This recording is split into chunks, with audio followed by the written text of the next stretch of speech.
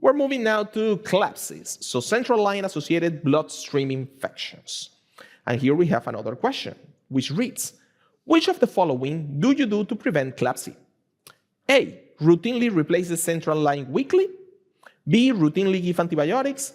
C, wear a long-sleeve surgical gown. Or D, use the femoral vein site in patients with obesity. Seems like a very straightforward question as well.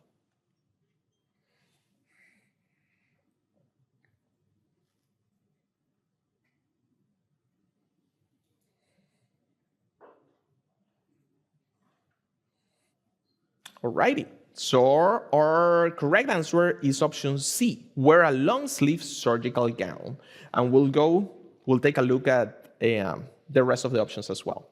So central lines are part of the catheter-associated, or central line infections are part of catheter-associated bloodstream infections. You have peripheral IVs can get infected, central lines can get infected. Of course, central lines, 90% of the infections are associated with those, particularly in ICU settings. Several things to take into consideration. One, do you need the central line or not? Just like with everything, as we said, just like with Foley catheters, the same thing here. Just like with ventilator pneumonia. Does the patient need to be in a ventilator? Does the patient need a central line? So we got to take a look at those indications. Of course, be very mindful on the aseptic procedure or the aseptic insertion technique that we have. And what we do not do is routinely replace these catheters. There is no specific protocols on when to do this. Some people will say 7 days, not, etc., but there is no general recommendations. We do not recommend to routinely replace those central catheters, and we do not use systemic antimicrobial prophylaxis either, right? In any case, local prophylaxis when you are about to insert the catheter.